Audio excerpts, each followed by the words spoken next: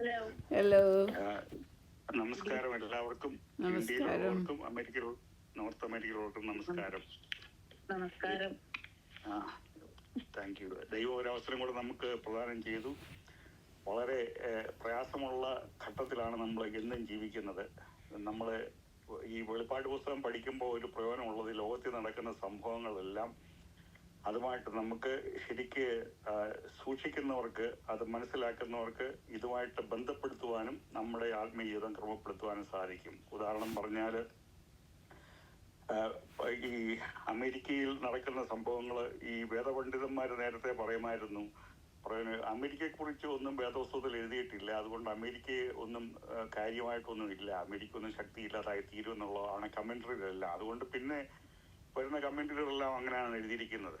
അതിന് വ്യത്യസ്തമായിട്ടാണ് ഞാൻ 4 കൊല്ലത്തിന് മുമ്പ് വീഡിയോ ചെയ്തപ്പോൾ എഴുതിയത്.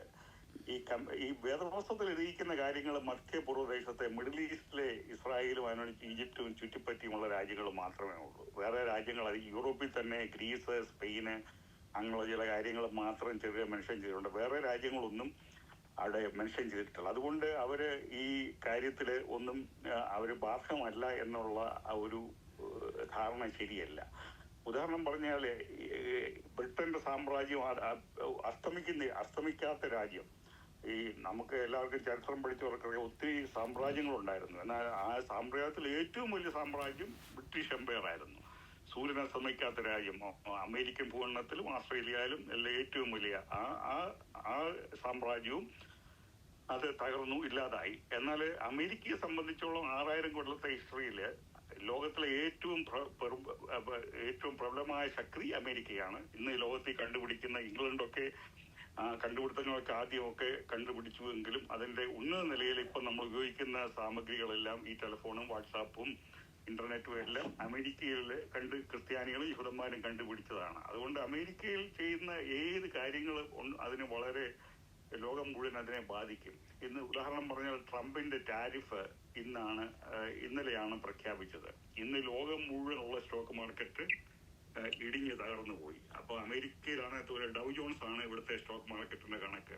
1679 പോയിന്റാണ് കുറഞ്ഞിരിക്കുന്നത്. നാസ്ഡാക്ക് 1050. ഇന്ത്യയിലെ BSE സെൻസെക്സ് എന്ന് പറയും, അത് 1414 പോയിന്റ് ഇന്ന് കുറഞ്ഞു. അതുപോലെ തന്നെ നിഫ്റ്റി 50 എന്ന് പറയുന്ന ഇന്ത്യയിലെ, കേൾക്കാമൊരു ശബ്ദം ഇടയ്ക്ക് ചിലർ മ്യൂട്ടല്ലെന്ന് തോന്നുന്നു. അപ്പൊ ഇന്ത്യയിലെ നിഫ്റ്റി 50 എന്ന് പറയുന്ന ആ ഇൻഡെക്സ് 420 പോയിന്റ് കുറഞ്ഞു. അങ്ങനെ തന്നെ ലോകത്തിലെ എല്ലാ സ്റ്റോക്ക് മാർക്കറ്റിലും പിന്നെ തകർച്ച ഉണ്ടായി. കാര്യം എന്താണ്? ഒരു പഴഞ്ചൊല്ലുണ്ട്, when the US sneezes the world catches a cold. America തുമ്മുമ്പോൾ ലോകത്തിന് ജലദോഷം പിടിക്കുന്നു എന്നുള്ളതാണ് അതിന്റെ അർത്ഥം. ഈ അമേരിക്കയിലെ പ്രസിഡന്റുമാരെല്ലാം വരുന്നതിന്, ഓരോരോ കാര്യങ്ങൾ ചെയ്യുന്നതിനെല്ലാം ഈ പ്രവചനവുമായിട്ട് ബന്ധമുണ്ട്. George Bush, Clinton, Barack Obama, Biden, Trump. ഇപ്പം ട്രംപ് വന്നത് കൊണ്ട് ഞാൻ മനസ്സിലാക്കുന്നത്, എന്റെ പഠനത്തിൽ നിന്ന്, ആ റാപ്ചർ എപ്പോഴും സംഭവിക്കാം, ഇന്ന് തന്നെ സംഭവിക്കാം, പക്ഷെങ്കിൽ അതിനൊരു ഡിലേ വന്നു എന്ന് മാത്രമേ ഞാൻ മനസ്സിലാക്കുന്നത്. എന്തുകൊണ്ടെന്നാൽ ഇവിടുത്തെ അധർമ്മം ഈ കഴിഞ്ഞ 4 കൊല്ലത്തേക്ക് നോക്കിയാൽ ഹോമോസെക്ഷുവാലിറ്റി, ട്രാൻസ്ജെൻഡർ അധർമ്മം അതിന്റെ ഉച്ചനിലയിലേക്ക് വരികയായിരുന്നു. എന്നാൽ ഇപ്പൊ അത് തൽക്കാലത്തേക്ക് ശമിച്ചിരിക്കുകയാണ്. ഭാവി ഇപ്പം ഈ ട്രേഡ് ടാരിഫ് കൊണ്ട് ലോകം മുഴുവൻ സ്റ്റോക്ക് മാർക്കറ്റ് കുറയുന്ന കാര്യം ഗ്ലോബലിസ്റ്റാണ് ലോകം മുഴുവൻ അത് പിടിച്ചെടുക്കാനുള്ള അവരുടെ അന്ത്യക്രിസ്തുവിന്റെ ഭരണം വരുവാന്. ഗ്ലോബലിസ്റ്റിന് തയ്യാറാണ്. എന്നാൽ ഭാവിയിൽ സോഷ്യലിസം ഉള്ള പാർട്ടി അമേരിക്കയിൽ ഡെമോക്രാറ്റിക് പാർട്ടി വരികയും ഗ്ലോബലിസ്റ്റ് ആകുകയും ചെയ്യും. ഇത് തൽക്കാലത്തേത് മാത്രമേ ഉള്ളൂ. അത് അങ്ങനെ വരാതെ വന്ന് മാത്രമേ തീർച്ചയായിട്ടും ഈ പ്രവചനം നിവൃത്തിയാകുള്ളൂ. അത് ഞാൻ ആമുഖമായിട്ട് പറയുന്നേ ഉള്ളൂ. കഴിഞ്ഞ ആഴ്ച നമ്മൾ പഠിച്ചത് 2 സാക്ഷികളുടെ കാര്യമാണ്. വെളിപ്പാട് പുസ്തകം 11-ാം അധ്യായത്തിൽ. അതൊന്ന് വായിച്ചാട്ടെ. 11-ാം അധ്യായം ആദ്യം അതിൽ വായിക്കണോ? അത് സമയക്കുറവായതുകൊണ്ട് ഇന്ന് ഒത്തിരി ഉള്ളത് കൊണ്ട് ഞാൻ പിന്നെ ഇത് 14 മുതൽ അങ്ങ് വായിച്ചാൽ മതി. നിങ്ങൾ ഒത്തിരി വായിക്കാനുണ്ട്. നിങ്ങൾ ക്ഷണിക്കാതെ നിങ്ങൾ ഷെയർ ചെയ്യാണ്. ഇന്ന് ഒത്തിരി ഒത്തിരി വാക്യങ്ങൾ ഇട്ടിട്ടുണ്ട്. നിങ്ങൾ ഷെയർ ചെയ്യുന്ന അത് ഞാൻ വായിക്കുന്നതിന് മുമ്പ് ഒരു കാര്യം പറഞ്ഞോട്ടെ. ഓരോരുത്തരും സണ്ണി ആ തന്നിരിക്കുന്ന ലിസ്റ്റ് അനുസരിച്ച് എടുത്ത് വായിക്കാനായിട്ട് റെഡി ആയിട്ടിരിക്കാമെങ്കിൽ പെട്ടെന്ന് നമുക്ക് വായിക്കാമായിരുന്നു. സമയലാധിക്കാം. ഓക്കെ. 14 വെളിപ്പാട് പുസ്തകം 11:14 മുതൽ 19 വരെയുള്ള വാക്യങ്ങൾ. രണ്ടാമത്തെ കഷ്ടം കഴിഞ്ഞു, മൂന്നാമത്തെ കഷ്ടം വേഗം വരുന്നു. ഏഴാമത്തെ ദൂതൻ ഊതിയപ്പോൾ ലോകരാജ്യത്വം നമ്മുടെ കർത്താവിനും അവൻ്റെ ക്രിസ്തുവിനുമായി തീർന്നിരിക്കുന്നു. അവൻ എന്നേക്കും വാഴുമെന്ന് സ്വർഗത്തിലൊരു മഹാഘോഷമുണ്ടായി. ദൈവസന്നിധിയിൽ സിംഹാസനങ്ങളിലിരിക്കുന്ന 24 മൂപ്പന്മാരും കവിണ് വീണ് ദൈവത്തെ നമസ്കരിച്ച് പറഞ്ഞത്, സർവശക്തിയുള്ള കർത്താവായ ദൈവമേ, ഇരിക്കുന്നവനും ഇരുന്നവനുമായുള്ളവേ, നീ മഹാശക്തി ധരിച്ചു വാഴുകയാൽ ഞങ്ങൾ നിന്നെ സ്തുതിക്കുന്നു. ജാതികൾ കോപിച്ചു, നിന്റെ കോപവും വന്നു. മരിച്ചവരെ ന്യായം വിധിപ്പാനും നിന്റെ ദാസന്മാരായ പ്രവാചകന്മാർക്കും വിശുദ്ധന്മാർക്കും ചെറിയവരും വലിയവരുമായി നിന്റെ ഭക്തന്മാർക്കും പ്രതിഫലം കൊടുപ്പാനും ഭൂമിയെ നശിപ്പിക്കുന്നവരെ നശിപ്പിപ്പാനുമുള്ള കാലവും വന്നു. അപ്പോൾ സ്വർഗത്തിലെ ദൈവാലയം തുറന്നു, അവൻ്റെ നിയമപെട്ടകം അവൻ്റെ ആലയത്തിൽ പ്രത്യക്ഷമായി. മിന്നലും നാദവും ഇടിമുഴക്കവും ഭൂകമ്പവും വലിയ കന്മഴയും ഉണ്ടായി. സോറി, ഞാൻ അപ്പോളജൈസ് ചെയ്യാൻ ലിസ്റ്റ് ഇല്ലാതെ പിന്നെ ഇച്ചിരി പുറകോട്ടൂടെ കുഞ്ഞുമോള് തന്നെ 7-ാം വാക്യം മുതൽ ഒന്ന് വായിച്ചായിട്ട് എനിക്ക് സ്വല്പം പുറകോട്ട് പോകേണ്ട 2 സാക്ഷികളെ കുറിച്ച് പറയണ്ട. അതായിരുന്നു ഞാൻ ഓർത്ത്. ഓക്കെ. 7-ാം വാക്യം. അവർ തങ്ങളുടെ സാക്ഷ്യം തികച്ച ശേഷം ആഴത്തിൽ നിന്ന് കയറി വരുന്ന മൃഗം അവരോട് പടവെട്ടി അവരെ ജയിച്ചു കൊന്നുകളയും. അവരുടെ കർത്താവ് ക്രൂശിക്കപ്പെട്ടതും ആത്മീകമായി സോദോം എന്നും മിസ്രയീം എന്നും പേരുള്ളതുമായ മഹാനഗരത്തിൻ്റെ വീതിയിൽ അവരുടെ ശവം കിടക്കും.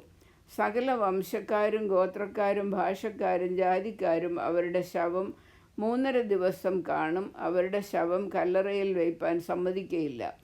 ഈ പ്രവാചകന്മാർ ഇരുവരും ഭൂമിയിൽ വസിക്കുന്നവരെ ദണ്ഡിപ്പിച്ചതുകൊണ്ട് ഭൂവാസികൾ അവർ നിമിത്തം സന്തോഷിച്ച് ആനന്ദിക്കുകയും അന്യോന്യം സമ്മാനം കൊടുത്തയക്കുകയും ചെയ്യും. 3.5 ദിവസം കഴിഞ്ഞ ശേഷം ദൈവത്തിൽ നിന്ന് ജീവശ്വാസം അവരിൽ വന്ന് അവർ കാൽ ഊന്നി നിന്നു. അവരെ കണ്ടവർ ഭയപരവശരായി തീർന്നു. ഇവിടെ കയറി വരുവീനെന്ന് സ്വർഗത്തിൽ നിന്നൊരു മഹാശബ്ദം പറയുന്നത് കേട്ട് അവർ മേഘത്തിൽ സ്വർഗത്തിലേക്ക് കയറി. അവരുടെ ശത്രുക്കൾ അവരെ നോക്കിക്കൊണ്ടിരുന്നു. ആ നാഴികയിൽ വലിയൊരു ഭൂകമ്പമുണ്ടായി. നഗരത്തിൽ 10-1 ഇടിഞ്ഞു വീണു. ഭൂകമ്പത്തിൽ 7000 പേർ മരിച്ചുപോയി. ശേഷിച്ചവർ ഭയപരവശരായി സ്വർഗത്തിലെ ദൈവത്തിന് മഹത്വം കൊടുത്തു. Thank you. ഇവിടെ കഴിഞ്ഞ ആഴ്ച നമ്മൾ അത് പഠിച്ചതാണ്. ഏലിയാവും മോശയുമാണ് ഈ 2 സാക്ഷികൾ. അവിടെ ഈ 3.5 ദിവസം അവർ മരിച്ചു കിടക്കും. അവിടെ ഇത് കാണുന്നത് പിന്നെ ലോകത്തിലുള്ള പലരും അവിടെ ഈ ലൈവ് സ്ട്രീം കാണും, ലോകം മുഴുവൻ കാണും. എന്നാലും ഇവരെ അത്രമാത്രം വെറുക്കുന്നത് കൊണ്ട് പിന്നെ അവിടെ നേരിട്ട് അവിടെ വന്ന് കാണാനായിട്ട് ആൾക്കാർ വരും. 3.5 ദിവസം കിടക്കുന്നത്. ഇപ്പം തന്നെ എലാൻ മസ്കിന്റെ സ്പേസ് എക്സ് നമുക്കറിയാം. അത് ഭാവിയിൽ ഇന്ത്യയിൽ നിന്നൊക്കെ 1/2 മണിക്കൂർ കൊണ്ട് അമേരിക്കയിൽ വരത്തക്കുള്ള റോക്കറ്റ് പ്ലെയിൻ ആണ് ഉണ്ടാക്കാൻ പോകുന്നത്. അപ്പൊ ഈസി ആയിട്ട് ലോകത്ത് മുഴുവൻ യാത്ര ചെയ്യാനും അവരെ കാണപ്പെടുവാനും കഴിയും. അതുകൂടാതെ ഇവിടെ പ്രധാനമായിട്ടൊരു വാക്യം ഉള്ളത് 8-ാം വാക്യം ഒന്ന് വായിച്ചേ. അവിടെ 8-ാം വാക്യം ഒന്ന് വായിച്ചേ. അവരുടെ കർത്താവ് ക്രൂശിക്കപ്പെട്ടതും ആത്മീകമായി സോദോം എന്നും മിസ്രയീം എന്നും പേരുള്ളതുമായ മഹാനഗരത്തിന്റെ വീതിയിൽ അവരുടെ ശവം കിടക്കും. അതെ, അതേത് നഗരമായത്? സോദോം എന്നും ഈജിപ്ത് എന്നും പറയുന്നേ. ഇവിടെ ഈ സംഭവം നടക്കുന്നേ നമ്മൾ പഠിച്ചതാ കഴിഞ്ഞ ഈ വർഷം. ഈ സംഭവങ്ങളെല്ലാം നടക്കുന്നത് ഇവിടെ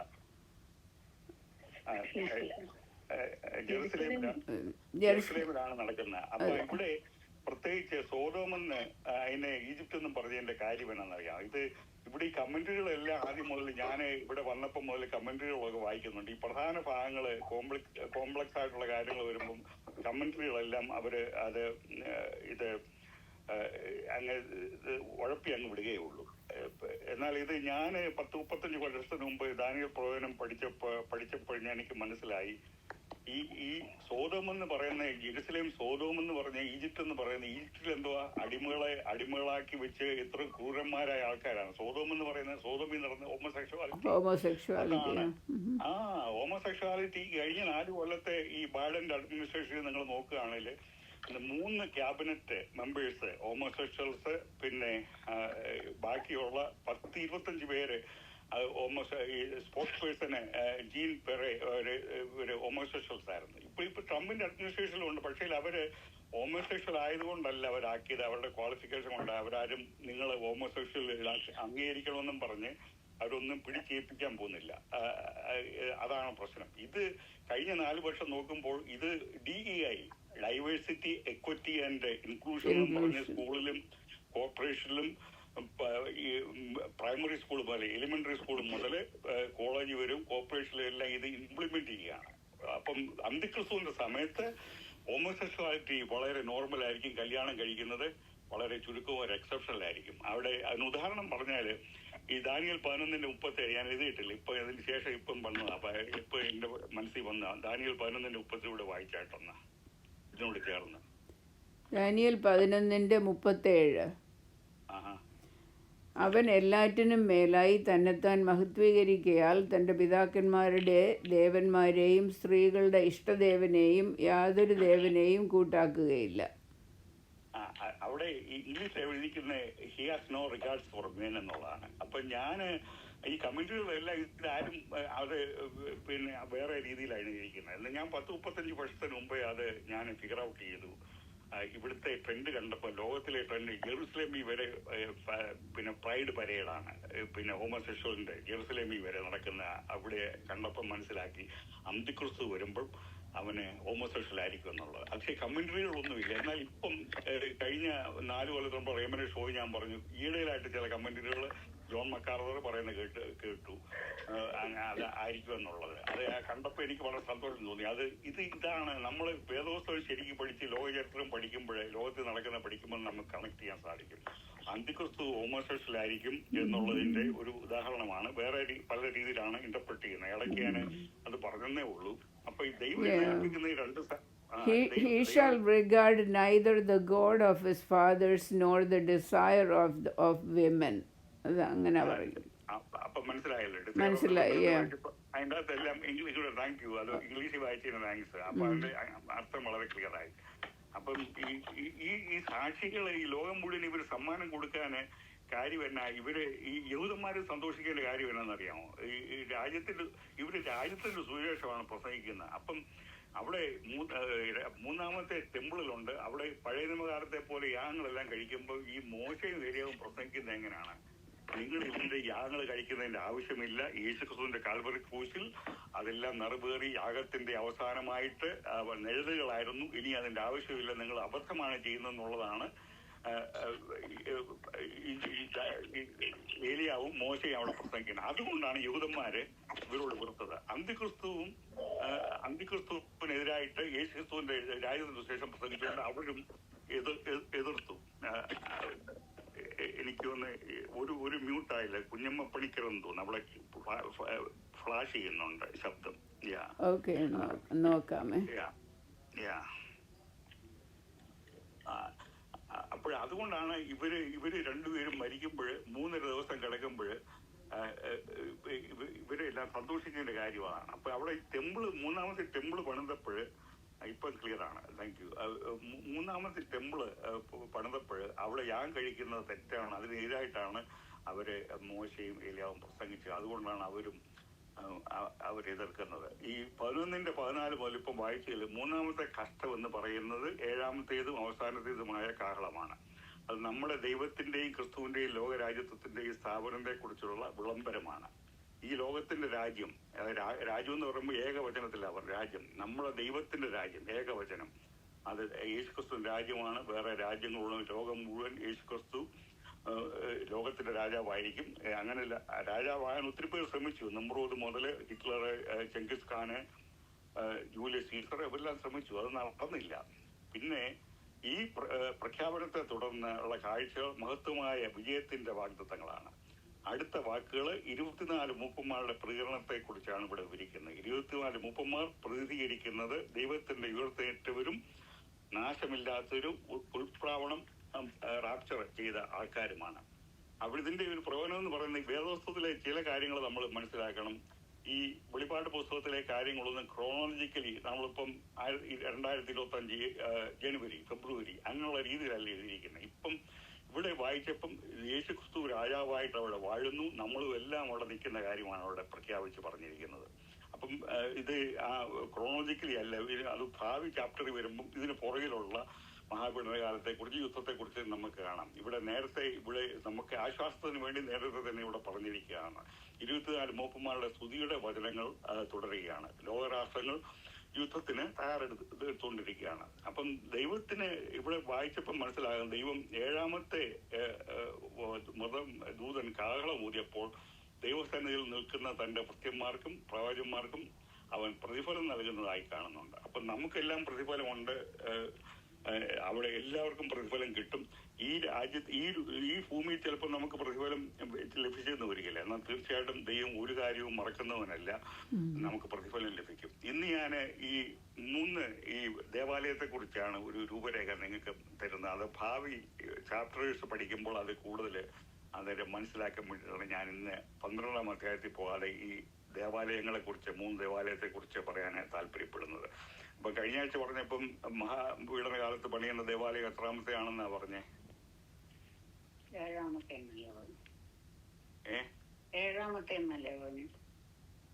അല്ലല്ല, ദേവാലയം, ടെമ്പിള് എത്രാമത്തെ ടെമ്പിളാ മഹാപീഡന കാലത്ത് പണിയുന്ന ടെമ്പിള്? ആദ്യം ശലോമോന്റെ ടെമ്പിള് നമ്മൾ വായിച്ചു. അത് കഴിഞ്ഞ് പിന്നെ ഇപ്പം 3ാമത്തെ ടെമ്പിൾ. ഓക്കെ, 3ാമത്തെ ദേവാലയം പണി വന്ന് തിരുവഴുത്തിൽ നാം വായിക്കുന്നുണ്ട്. 1ാമത്തെ ദേവാലയം ശലോമോൻ രാജാവ് നിർമ്മിച്ചു. അതെല്ലാവർക്കും അറിയാമല്ലോ. അത് BC 966 ആണ് തുടങ്ങിയെന്നാണ് എനിക്ക് തോന്നുന്നത്. 1ാമത്തെ ദേവാലയം അത് പരിപൂർണമായിട്ട് തീർന്നത് AD 70 അത് കംപ്ലീറ്റ് നശിച്ചു പോയത്.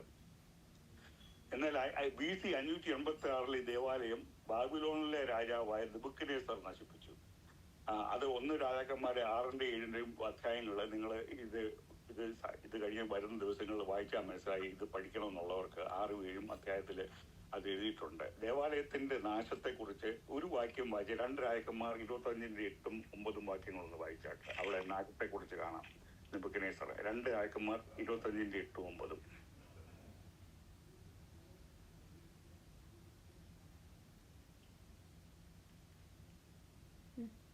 5ാം മാസം 7ാം തീയതി നെബൂഖദ്നേസർ രാജാവെന്ന ബാബേൽ രാജാവിന്റെ 19ാം ആണ്ടിൽ തന്നെ ബാബേൽ രാജാവിന്റെ ഭൃത്യനായി അകമ്പടി നായകനായ നെബൂസറദാൻ യെരൂശലേമിൽ വന്നു. അവൻ യഹോവയുടെ ആലയവും രാജധാനിയും ചുട്ടുകളഞ്ഞു. യെരൂശലേമിലെ എല്ലാ വീടുകളും പ്രധാന ഭവനങ്ങളൊക്കെയും അവൻ തീ വെച്ച് ചുട്ടുകളഞ്ഞു. Thank you. അപ്പൊ അവിടെ ദേവാലയം നശിപ്പിച്ചതിനെ കുറിച്ച് വളരെ വ്യക്തമായിട്ട് നെബൂഖദ്നേസർ വന്നിട്ട് ശലോമോന്റെ ദേവാലയം എന്തുകൊണ്ടാണ് ജെരമ്യാ പ്രവചനം 25ന്റെ 8 മുതൽ 11 വരെ വാക്യങ്ങളുള്ളത് വായിക്കാൻ അത് ലിസ്റ്റ് തന്നിട്ടുണ്ട്. നിങ്ങൾ പറഞ്ഞ പോലെ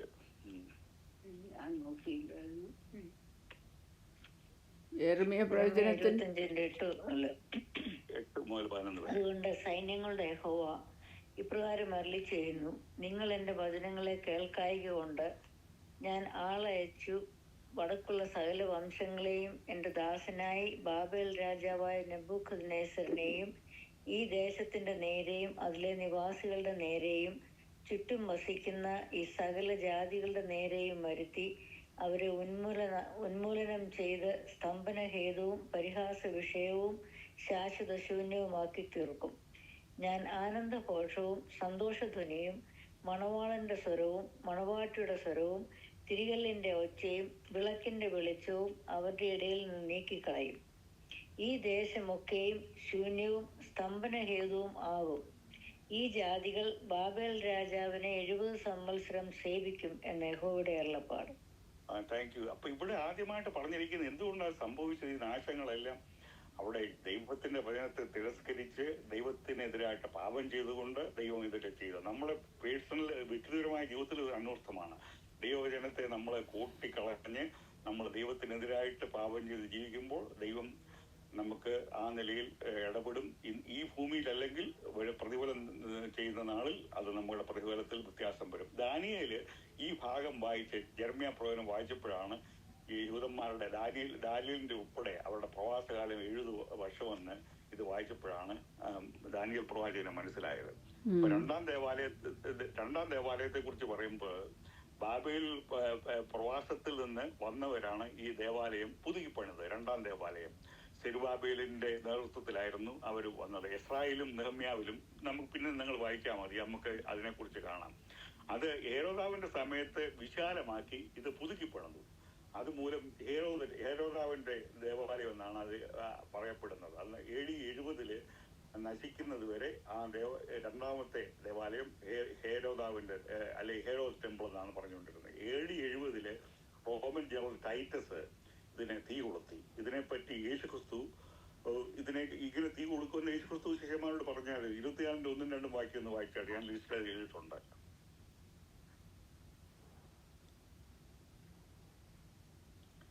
മത്തായി 24-ന്റെ 1-2 വാക്യങ്ങൾ. മത്തായി 24 1-2 വാക്യങ്ങൾ.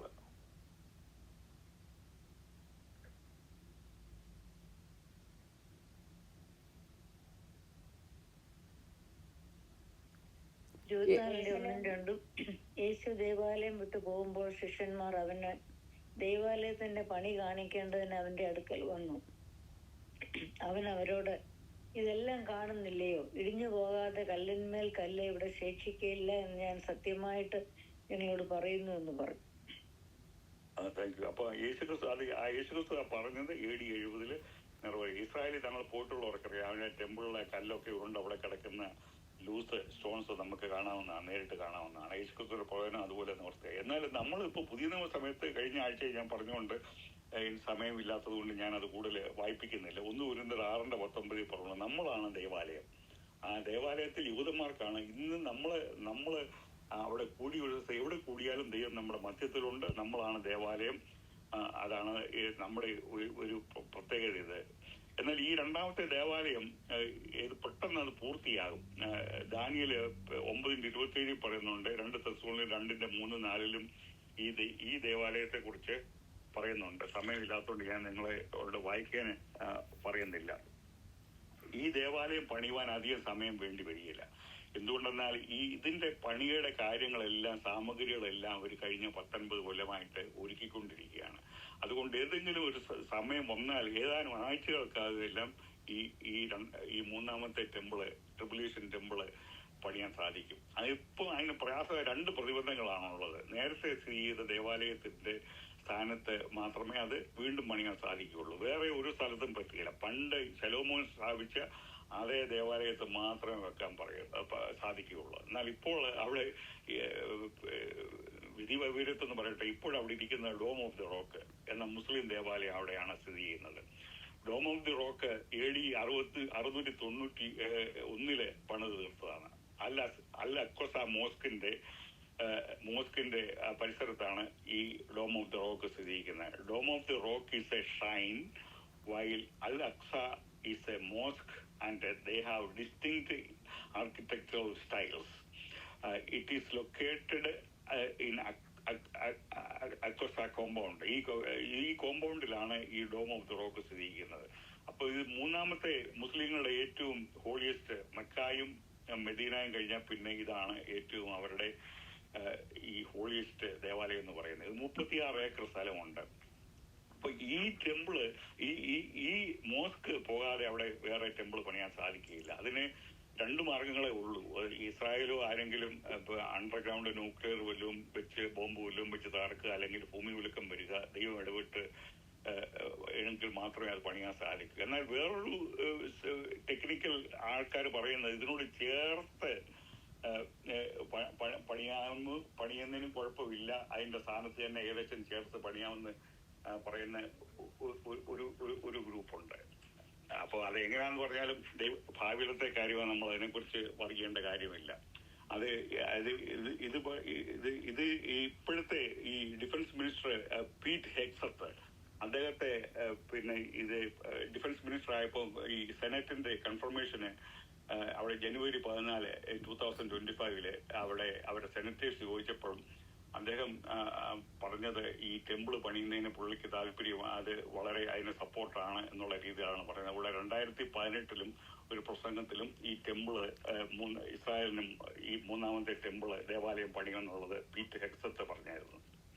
ഇനി 4ാമത്തെ ദേവാലയം, കുറിച്ചാണ്. അത് സമയക്കുറവ് കൊണ്ട് ഞാൻ പെട്ടെന്ന് പറയാണ്. അല്ലെ പിന്നെ ആയിരത്തിനാഴ്ച ദൈവം അനുവദിച്ചാൽ നമ്മൾ ശരിക്കും പഠിച്ചു പോകാണ് നല്ലത്.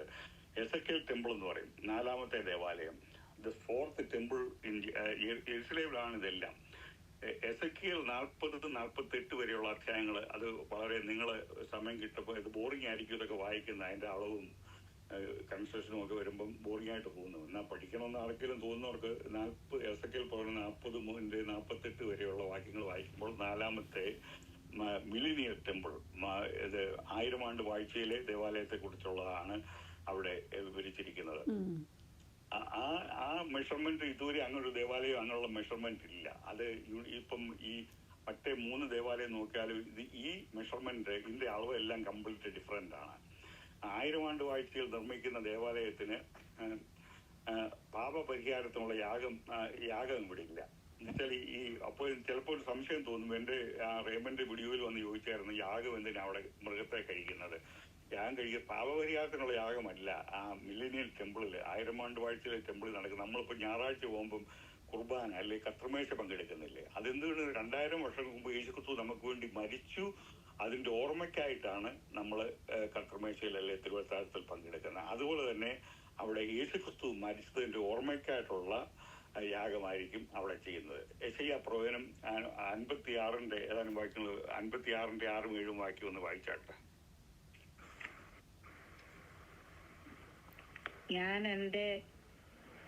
ഞാൻ എന്റെ വിശുദ്ധ പർവ്വതത്തിലേക്ക് കൊണ്ടുവന്ന് എന്റെ പ്രാർത്ഥനാലയത്തിൽ അവരെ സന്തോഷിപ്പിക്കും. അവരുടെ ഹോമയാഗങ്ങളും ഹരണയാഗങ്ങളും എന്റെ യാഗപീഠത്തിന്മേൽ പ്രസാദകരമായിരിക്കും. എന്റെ ആലയം സകല ജാതികൾക്കുമുള്ള പ്രാർത്ഥനാലയം എന്ന് വിളിക്കപ്പെടും.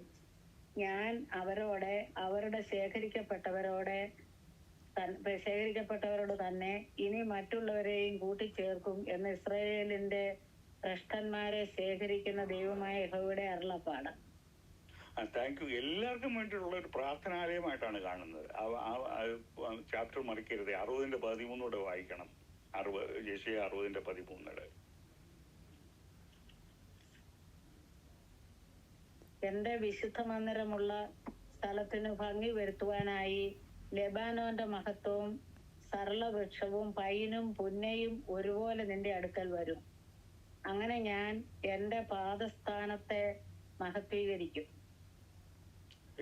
പിന്നെ ആരെങ്കിലും ഹഗായി 2:7-9 വരെ വാക്യം കൂടെ. Haggai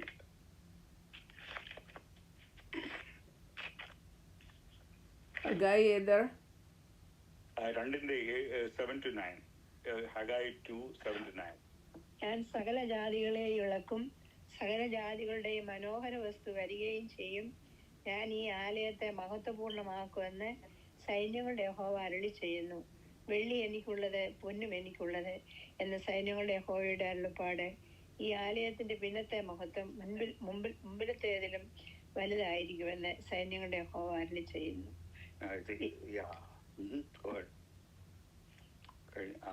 thank you very much. അപ്പൊ ഇതിന്റെ ദേവാലയത്തെ കുറിച്ചാണ്. പിന്നെ സെക്കറിയ പ്രവചനം 6:12-15.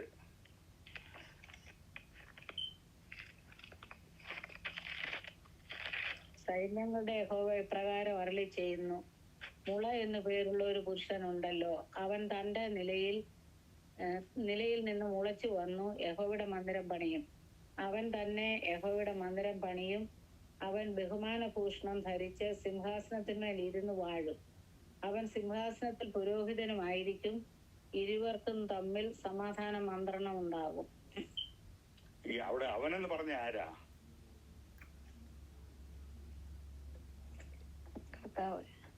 യേശുക്രിസ്തു അല്ലേ? അപ്പൊ സെക്കറിയ 8:20-23 വരെ ഒന്ന് വായിച്ചേ.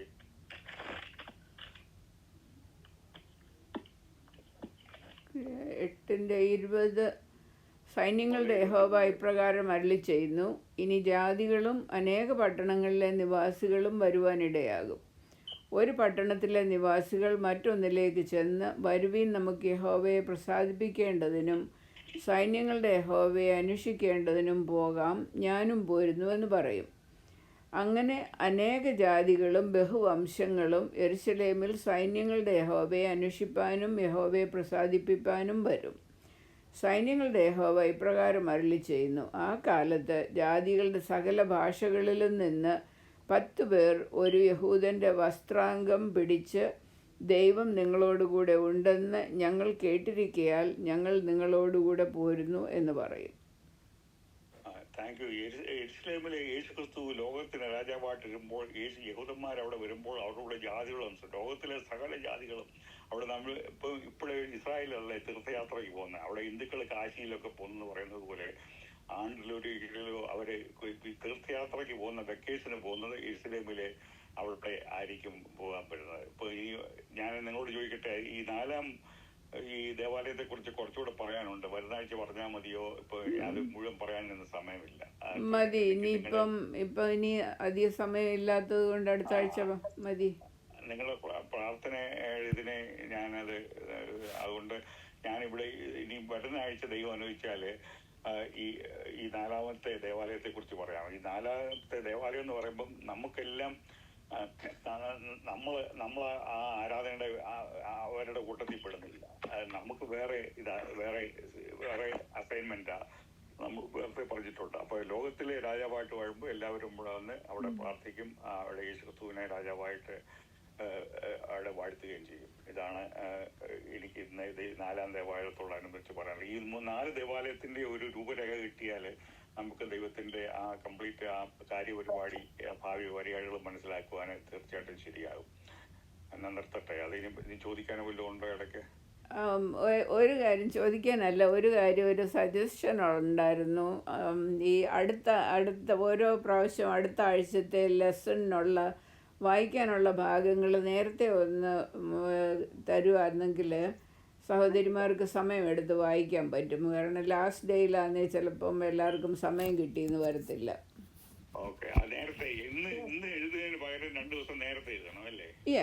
ഇപ്പം ഇന്നോ നാളെയോ അടുത്ത ആഴ്ചത്തേക്കുള്ളത് earlier on, as early as possible, അത്ര ഞാൻ പറയാം. അങ്ങനെ ചെയ്യുവാണെങ്കിൽ എല്ലാവർക്കും ഒന്ന് വായിക്കാനും മനസ്സിലാക്കാനും കുറച്ചുകൂടെ സമയം കാണും.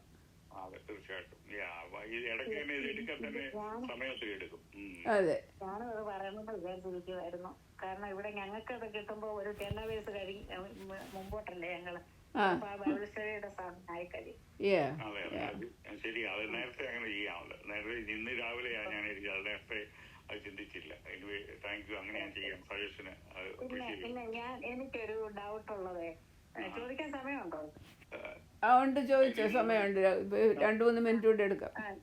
ഒരു കാര്യം, ഈ നമ്മള് റപ്ചർ കഴിഞ്ഞിട്ട് ചില ഭൂമിയിലുണ്ടായിരുന്ന ചിലവരൊക്കെ എല്ലാരും കർത്താവിനെ രക്ഷിതാവായിട്ട് സ്വീകരിക്കത്തില്ലല്ലോ. നല്ലപോലെ അവർ സുവിശേഷം കേൾക്കുകയും മനസ്സിലാക്കുകയും ഒക്കെ ചെയ്തിട്ടുള്ളവരാ. പക്ഷേ അവര് രക്ഷിക്കപ്പെടത്തില്ല. അതുകൊണ്ട് അവര് കൈവിടപ്പെടും. അപ്പം അങ്ങനെയുള്ളവർക്ക് പിന്നീട് രക്ഷിക്കപ്പെടാനുള്ള ഒരു ചാൻസ് അവർക്ക് പിന്നീട് കാണുന്നു. അത് നല്ലൊരു ചോദ്യമാണ്. അത് ഞാൻ അതിനെ കുറിച്ച് ഒരു വീഡിയോയും ചെയ്തിട്ടുണ്ട്. കണ്ടുപിടിച്ചത് ഇത് ആരാ ചോദിക്കുന്ന, ആരാ പേരറിഞ്ഞാല്? ബേബി സിസ്റ്റർ, കൊച്ചിന്ന് ബേബി. അത് ഞാൻ ബേബിക്ക് അതൊരു വീഡിയോ അയക്കാം. അതിൽ ഞാൻ എൻ്റെ അന്ന് പറഞ്ഞിട്ടുള്ളതിൽ ഇത് ഈ ശരിക്ക് സുവിശേഷം കേട്ട് മനസ്സിലാക്കിയ ആൾക്കാരും മഹാപീഡന കാലത്ത് അവർ രക്ഷിക്കപ്പെടുകയില്ല, അവർ കഠിനമായി തീരും. എന്നാൽ റാപ്ചറിന് മുമ്പ് സുവിശേഷം കേട്ട് നമ്മൾ ചിലപ്പോൾ കാഷ്വലി അല്ലെങ്കിൽ റേഡിയോ സ്റ്റേഷനിൽ കൂടെ കേട്ടു, അല്ലെങ്കിൽ ഒരു ഉപദേശ പ്രസംഗം, നമ്മൾ ശരിക്കും അത് മനസ്സിലായില്ലെങ്കിൽ തീർച്ചയായിട്ടും അവിടെ ആ മഹാപീഡന കാലത്തെ ആ സുവിശേഷം ഘോഷിക്കുമ്പോൾ രക്ഷിക്കപ്പെടാൻ അതിന് 2ാം ചാൻസ് എന്നുള്ളതല്ല, second chance. There is no second chance. അപ്പം അങ്ങനെ ആ നിലയിൽ അവർ ശരിക്കും മനസ്സിലാകാത്ത ഗ്രഹിച്ചാത്തവരാണെങ്കിൽ ഇത് സുവിശേഷം കേട്ട് ഗ്രഹിച്ചവരെ അവർ മഹാപീഡനത്തിൽ പോകുമ്പം തീർച്ചയായിട്ടും അവരുടെ ഹൃദയം കഠിനമാകും. അവർ രക്ഷിക്കപ്പെടുകയിൽ അവർ നശിക്കപ്പെടുക മാത്രമേ ചെയ്യുള്ളൂ. അല്ലാത്ത ആൾക്കാരാണ് രക്ഷിക്കപ്പെടുന്നത്. അതാണ് എൻ്റെ ആൻസർ. ഈയിടെ എവിടെ അങ്ങനെ ഒന്ന് വായിച്ചതാ, എനിക്ക് അതൊന്ന് ക്ലിയർ ചെയ്യണമെന്ന് തോന്നി. അത് കുഴപ്പമില്ല. ഞാൻ അതിന്റെ പർട്ടിക്കുലർ വീഡിയോ ഉണ്ട്, അത് ഞാൻ ബേബിക്ക് അയച്ചു തരാം. അത് okay, thanks. Thank you. Appreciate very much. Okay, thank you very much. Okay.